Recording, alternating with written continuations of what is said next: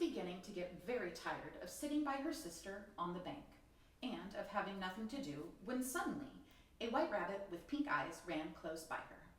There was nothing so very remarkable in that, nor did Alice think it so very much out of the way to hear the rabbit say to itself, oh dear, I shall be late."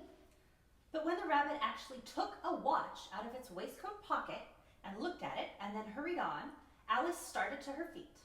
Burning with curiosity, she ran across the field after it, and fortunately was just in time to see it pop down a large rabbit hole under the hedge. In another moment, down went Alice after it, never once considering how in the world she was to get out again.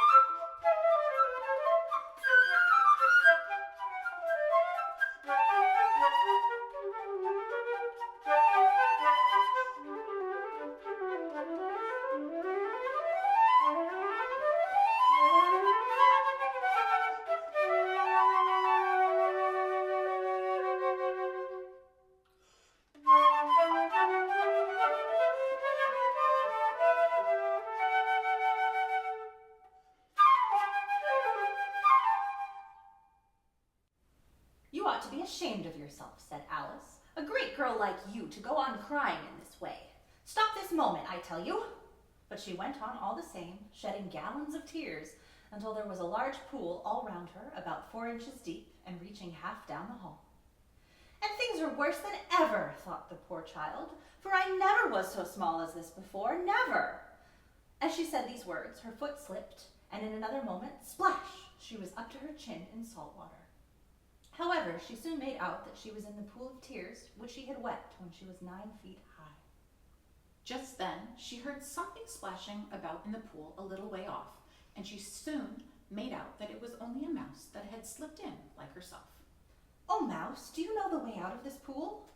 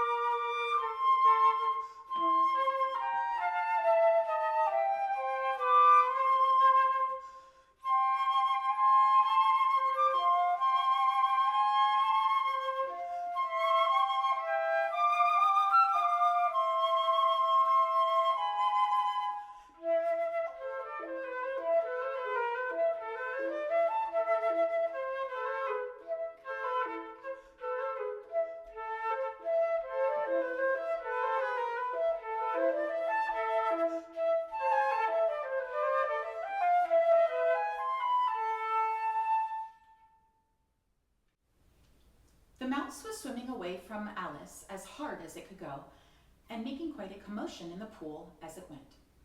So she called softly after it, "Mouse dear, do come back again, and we won't talk about cats or dogs either if you don't like them." When the mouse heard this, it turned round and swam slowly back to her.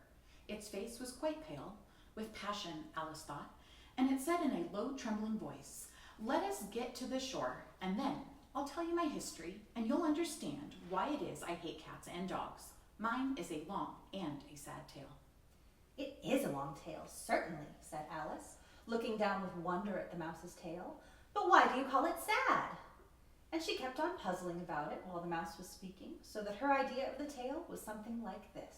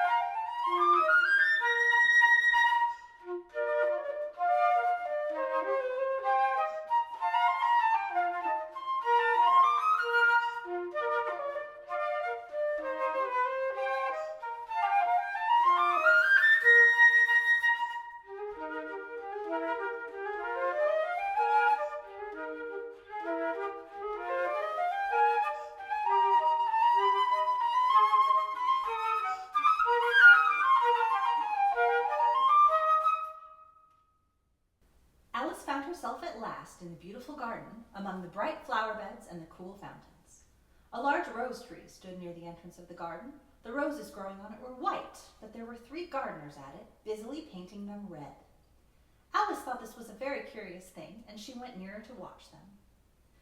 "Would you tell me," said Alice, a little timidly, "why you are painting those roses?" 5 and 7 said nothing, but looked at 2. 2 began in a low voice. "Why, the fact is, you see, miss, this here ought to have been a red rose tree, and we put a white one in by mistake. And if the queen was to find it out, we should all have our heads cut off, you know. So you see, miss, we're doing our best afore she comes to." At this moment, 5, who had been anxiously looking across the garden, called out, "The queen, the queen!" And the 3 gardeners instantly threw themselves flat upon their faces. There was a sound of too many footsteps, and Alice looked round, eager to see the queen.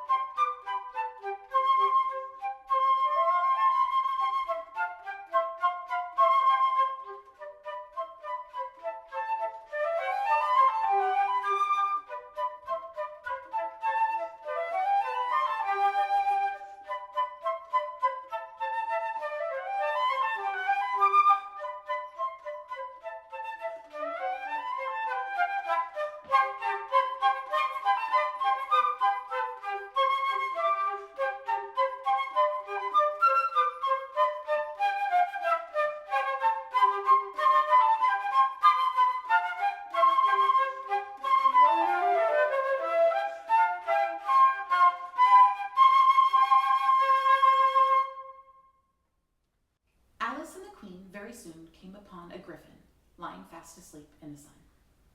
"Up, lazy thing," said the queen, "and take this young lady to see the mock turtle and to hear his story. I must go back and see after some executions I have ordered." And she walked off, leaving Alice alone with the griffin. They had not gone far before they saw the mock turtle in the distance, sitting sad and lonely on a little ledge of rock, and, as they came nearer, Alice could hear him sighing as if his heart would break. "Once," said the mock turtle at last with a deep sigh, "I was a real turtle. You may not have lived much under the sea, and perhaps you were never even introduced to a lobster, so you can have no idea what a delightful thing a lobster quadrille is."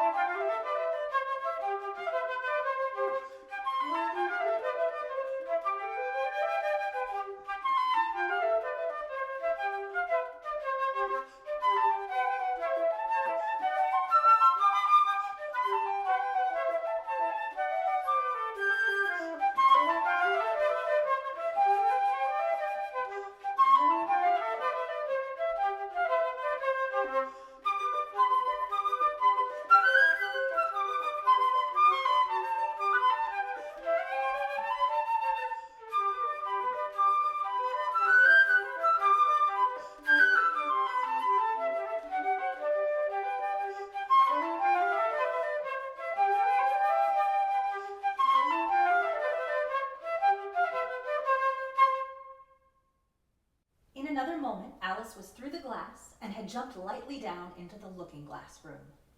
The very first thing she did was to look whether there was a fire in the fireplace, and she was quite pleased to find that there was a real one, blazing away as brightly as the one she had left behind. "So I shall be as warm here as I was in the old room," thought Alice. "Warmer, in fact, because there'll be no one here to scold me away from the fire.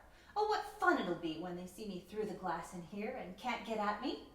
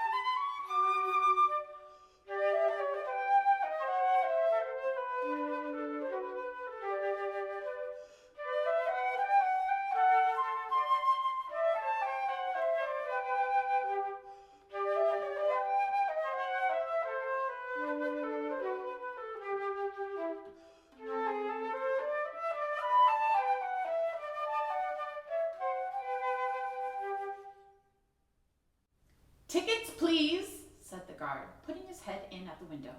In a moment, everybody was holding out a ticket. They were about the same size as the people and quite seemed to fill the carriage. "Now then, show your ticket, child," the guard went on, looking angrily at Alice.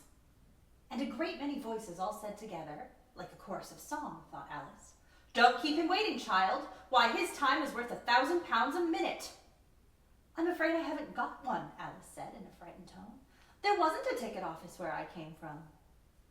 And again the chorus of voices went on. "There wasn't room for one where she came from. The land there is worth £1,000 an inch." All this time, the guard was looking at her, first through a telescope, then through a microscope, and then through an opera glass. At last he said, "You're traveling the wrong way," and shut up the window and went away.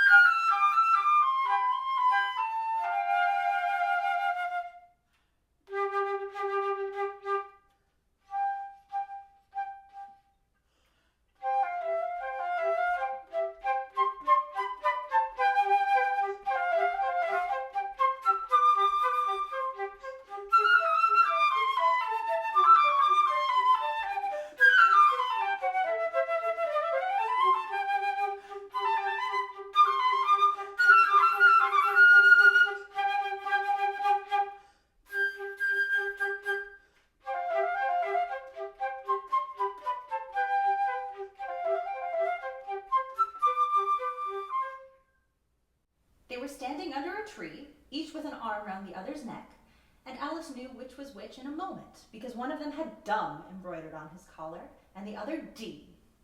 "I suppose they've each got Tweedle round at the back of the collar," she said to herself. "We must have a bit of a fight, but I don't care about going on long," said Tweedledum. "What's the time now?" Tweedledee looked at his watch and said 4:30. Let's fight till 6, and then have dinner, said Tweedledum.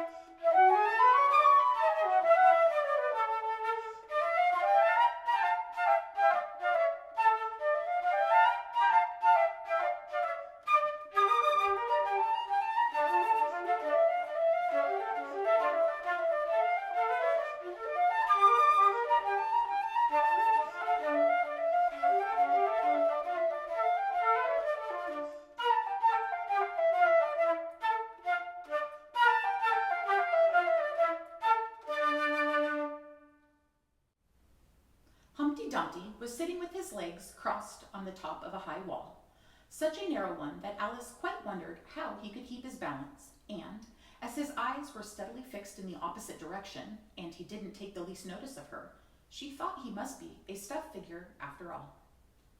"And how exactly like an egg he is," she said aloud, standing with her hands ready to catch him, for she was every moment expecting him to fall.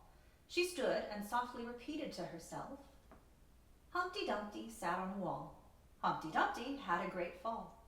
All the king's horses and all the king's men couldn't put Humpty Dumpty in his place again."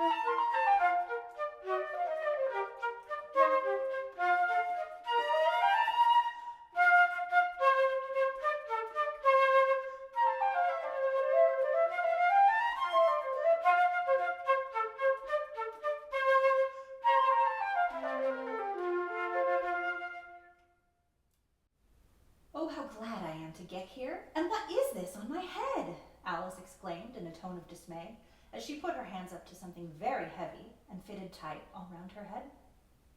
"But how can it have got there without my knowing it?" she said to herself, as she lifted it off and set it on her lap to make out what it could possibly be. It was a golden crown. "Well, this is grand," said Alice. "I never expected I should be a queen so soon, and I'll tell you what it is, your majesty," she went on in a severe tone. She was always rather fond of scolding herself.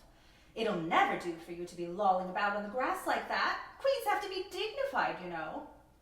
So she got up and walked about, rather stiffly just at first, as she was afraid that the crown might come off.